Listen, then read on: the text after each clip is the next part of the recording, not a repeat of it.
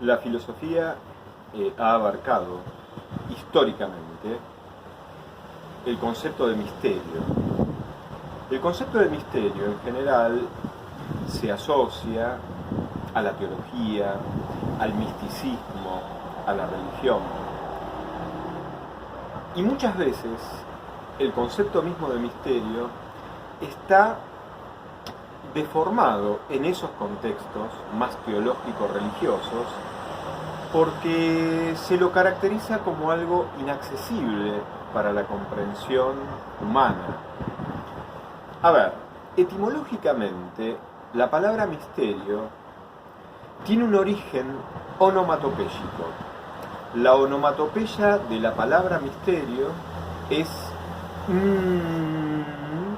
que es el gesto espontáneo que expresa que las palabras no fluyen porque no se encuentran las palabras adecuadas que puedan abarcar conceptualmente, descriptivamente e incluso argumentativamente lo que se está experimentando, lo que se está percibiendo.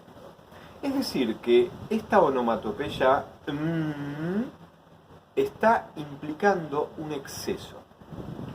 Les voy a proponer un ejercicio metafísico del corazón de la ontología, que es la parte de la filosofía que contempla, medita, razona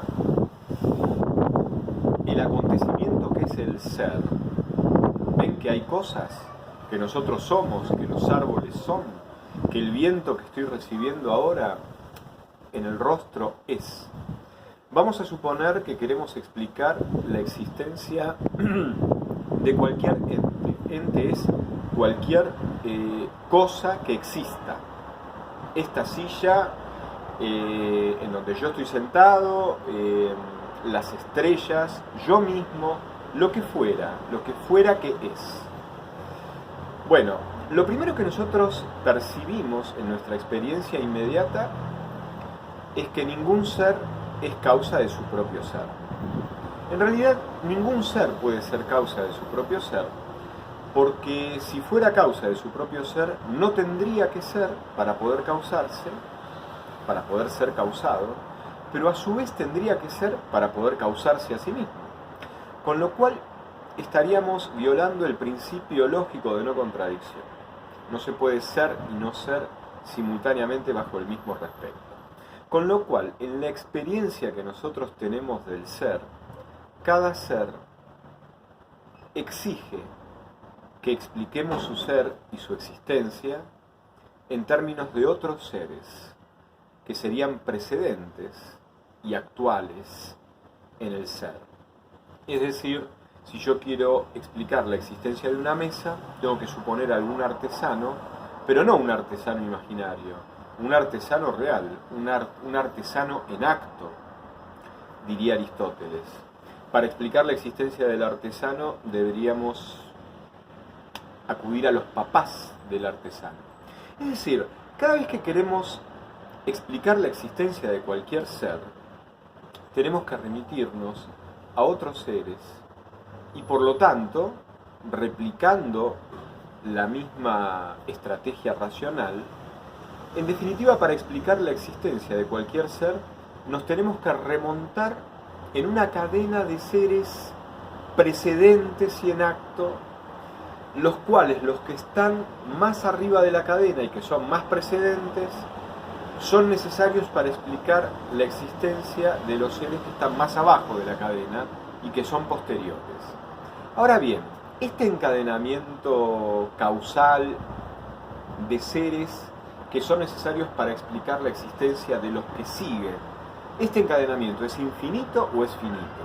Miren, si fuera infinito, dado que la existencia tendría que recorrer una infinitud de eslabones de seres para poder explicarse la existencia de un objeto presente en el aquí y en el ahora, por definición lo infinito es lo que no se termina de completar.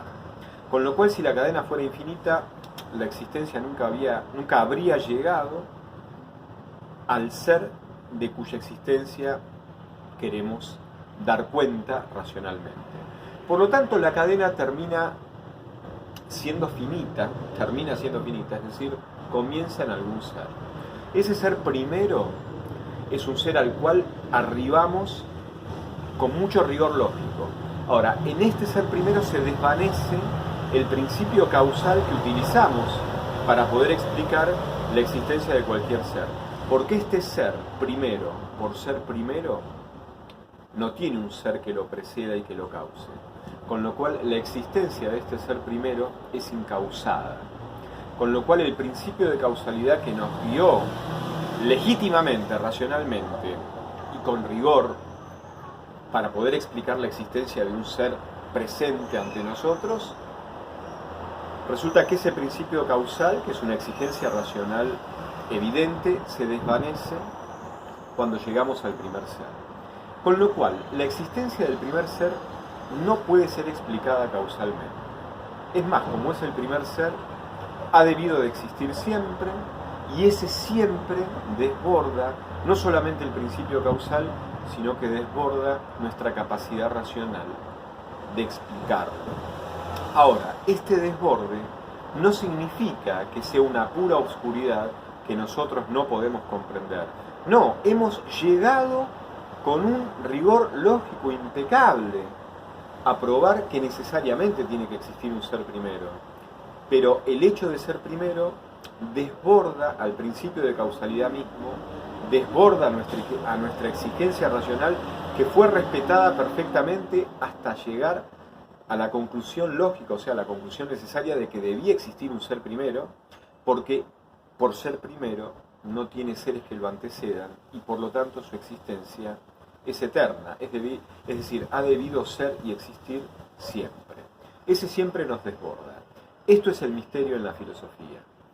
Por lo tanto, ningún sistema filosófico que pretenda explicar todo lo que ocurre como algo que necesariamente debía ocurrir tal como ocurrió, es decir, ningún sistema holístico que de suyo por esto es determinista, ningún sistema holístico tiene derecho a pronunciar la palabra misterio. Supuestamente en un sistema holístico que quiere dar cuenta de todo lo que es y de todo lo que sucede, pretendiendo que todo lo que es y todo lo que sucede es como debía ser y sucede como debía suceder, con esa pretensión se acabaría el misterio, porque todo podría ser explicado exhaustivamente, hasta las últimas consecuencias, y desde los primeros principios que tendrían el poder de abarcar la explicación de todo lo que es y de todo lo que ocurre.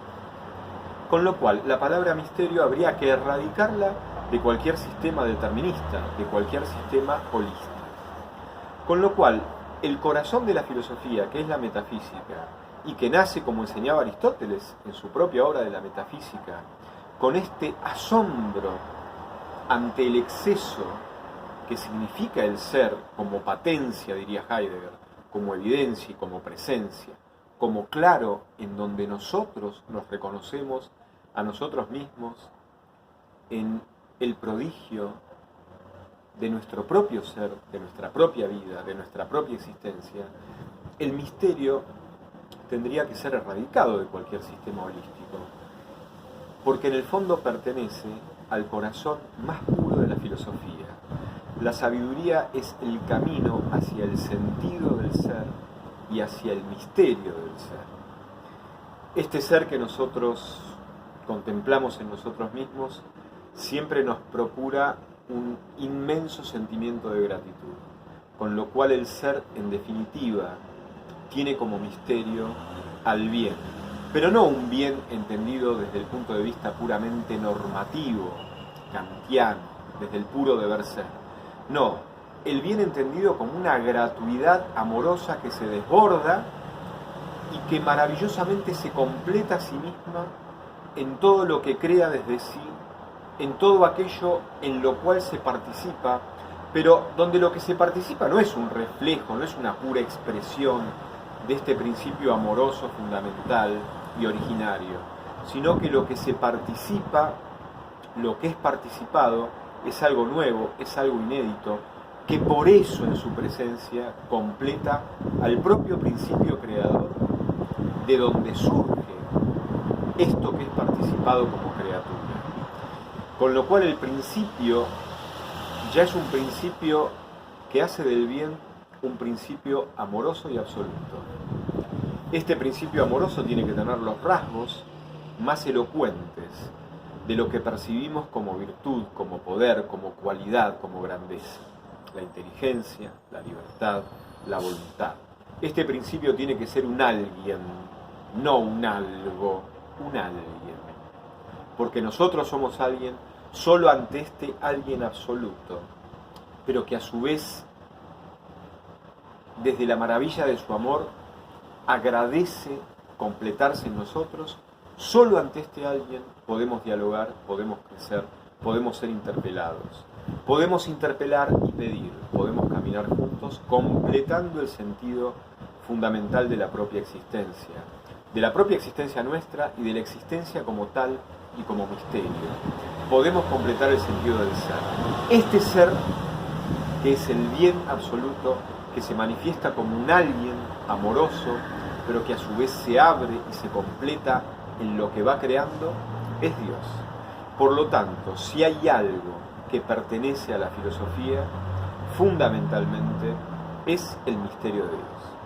Muchas gracias, amigos, nos veremos prontamente.